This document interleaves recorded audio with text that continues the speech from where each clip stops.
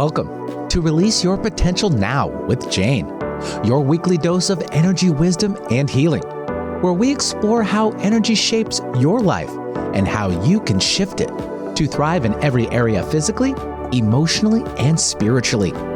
Each week, we'll dive into practical tools, real-world examples, and quantum energy perspectives to help you stay positive, navigate challenges, and reclaim your personal power.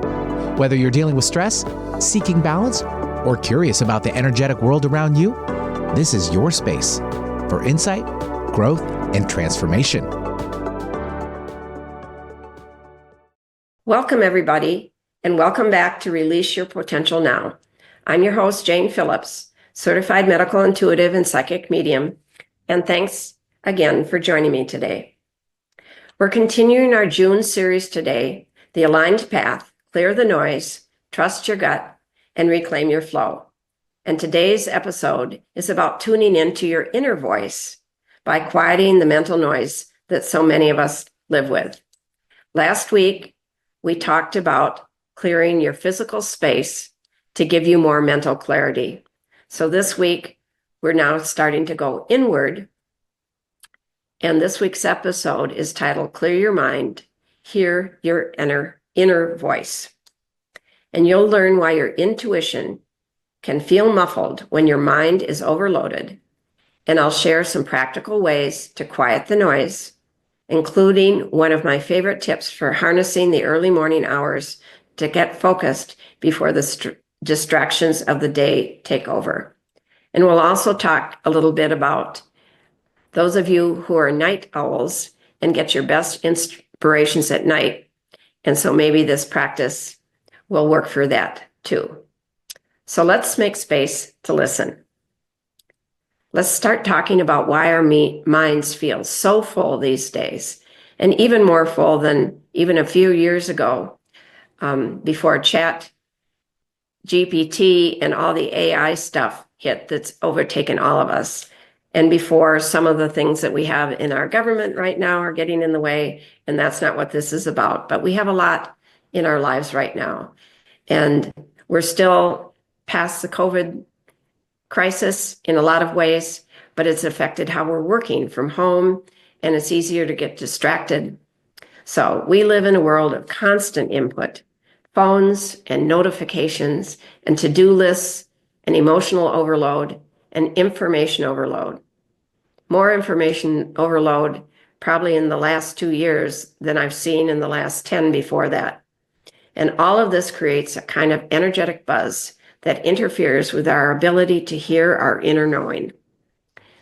When you're living mostly from your thinking mind, your rational mind as you think it, your intuition gets drowned out, and you may find yourself overthinking everything, doubting your gut feelings because your rational mind is coming in giving all of its input, and feeling that you need more information before making a decision, and feeling stuck and indecisive.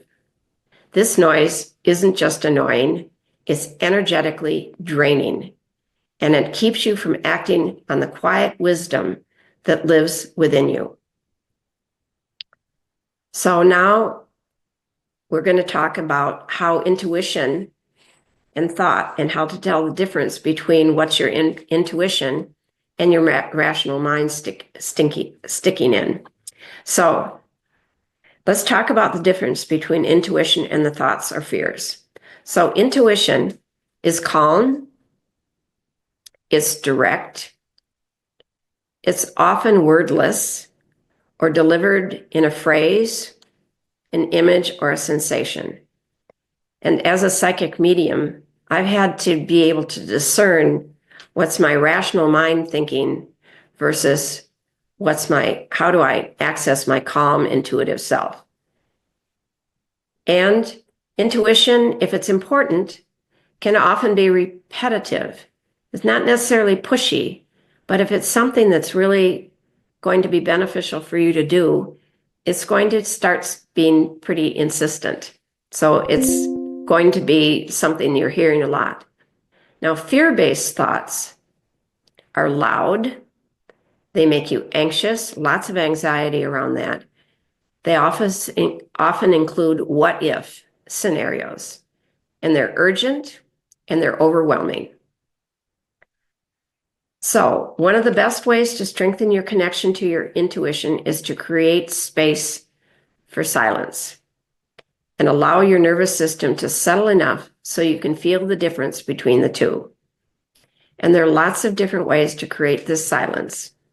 It could be that you are enough of a nature lover that you can go out into a space where nobody else is, out in nature, and just sit there for a little bit and just let all of the energy from the day or from your work or whatever just flow out of you so that you can be in peace and quiet.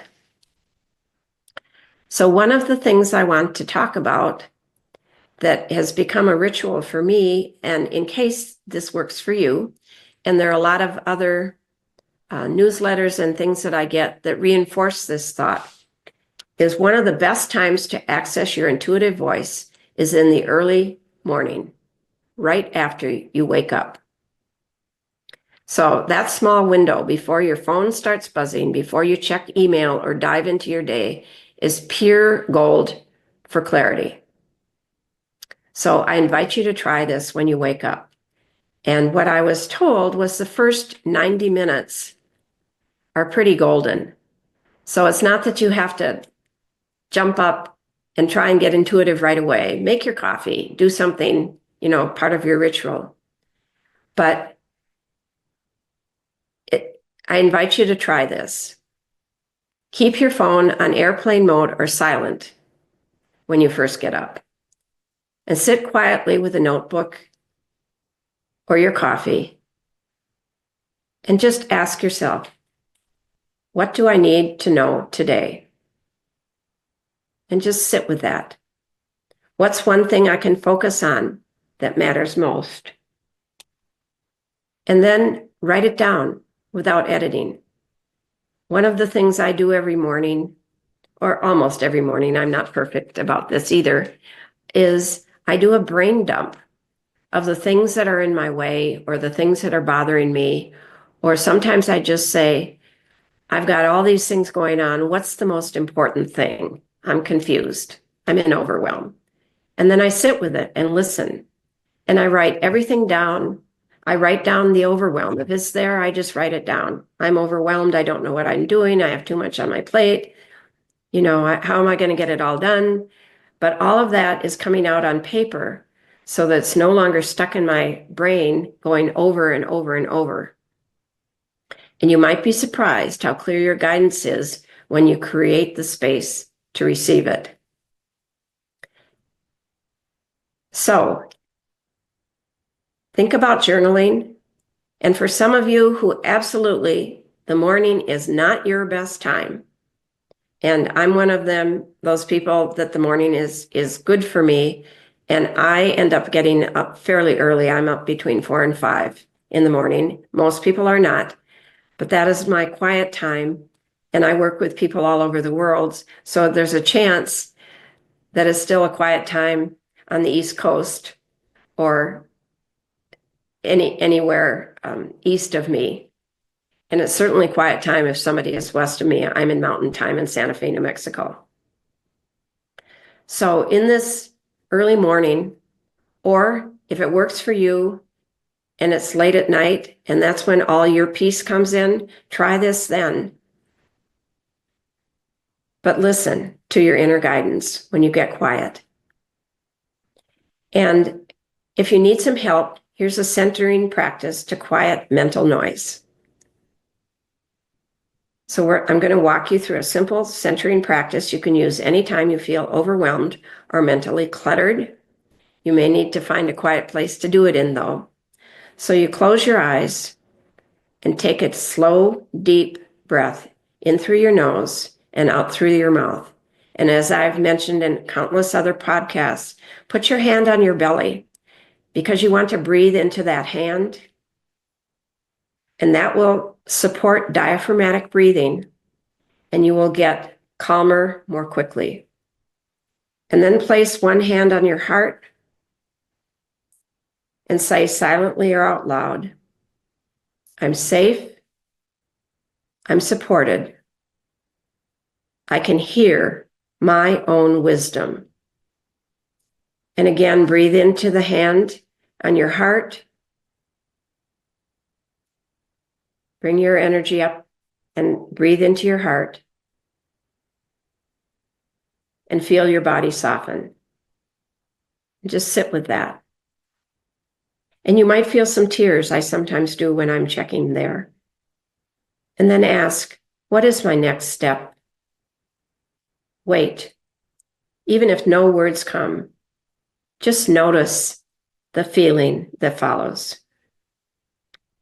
This practice can bring you back to your center in under 2 minutes. And when you return to your center, you return to your power. It quiets your active mind. And another idea that goes along with this that I was reminded of by a practitioner I follow, Raymond Grace, is if you want to go into the alpha state, which is more where you're at when your intuition is working, you can look up and to the right. And if you'll notice that when you're trying to remember something that you've forgotten, you're all often saying, let me think about this. And you will observe yourself looking up and to the right. And that will put you into an alpha state also that will support the heart energy and the belly breathing that you did. And this can bring you back to your center in under 2 minutes and return you to your power. So if you need some support in connecting with your inner wisdom and maybe releasing some of the thought processes that are holding you back, and you can figure out what you can identify and clear what's blocking your clarity, I can help with an energy system to trust your intuitive voice again, because the blocks that are stored in your cellular memory from this lifetime, other lifetimes, inherited energies can be removed to give you space to think more clearly and more intuitively. So I have another tool to access through journaling your inner voice. And here are 3 prompts I recommend using, especially in the morning, but anytime you need clarity. And some of this I will give you as an attachment to this podcast that will be put in below. So here are the 3 prompts I recommend using, especially in the morning, but anytime you need clarity. What do I already know but haven't trusted? The second question, what am I ready to let go of mentally? And the third question, if I fully trusted myself, I would, what would you do? Don't censor yourself. Let the answers flow, even if they surprise you. This is where you begin to rebuild the bridge between your inner knowing and your outer actions. And your inner knowing and your intuitive self needs these questions for you to access the information. If we keep thinking it's a mental process, we're never asking for assistance from our inner knowing, and we often don't get it. So if you just don't censor and you write down the answers you get, then you can sit back and feel into it later. So this is where, as I said, you get to build the bridge, rebuild the bridge between your inner knowing and your outer actions through journaling, through getting quiet.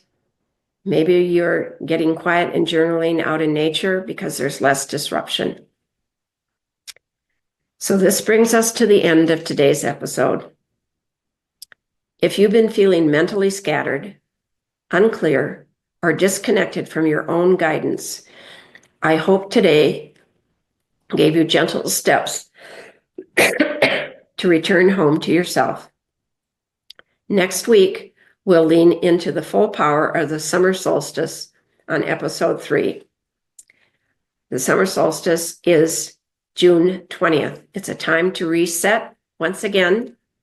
You may feel like you haven't accomplished everything you need to this year. The solstice time is a time for resetting. It's the longest day of the year. Gives you plenty of time to think about what you want to do.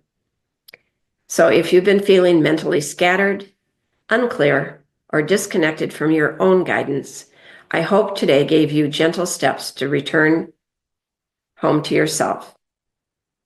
And next week is Align with the Light, preparing for the solstice shift. We'll talk about how this sacred seasonal energy can help you reset, refocus, and expand into your next chapter. Until then, take 5 minutes in the morning to be with yourself. Silence the phone, breathe, ask, listen, and trust. You already know more than you think. I'll see you next time on Release Your Potential Now. Thank you for being here today.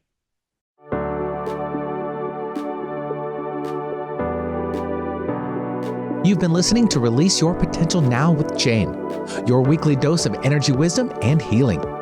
Tune in on Transformation Talk Radio to unlock the power of energy healing and transform your life one insight at a time. Share this episode with a friend who's feeling stuck and might benefit from a little extra support on their journey. Together, we can create a ripple effect of healing and positivity, empowering individuals to live healthier, more joyful lives. Are you ready to gain control of your life and health? Then visit janecphillips.com to book a session, join a workshop, or explore how energy wisdom can help you heal and thrive.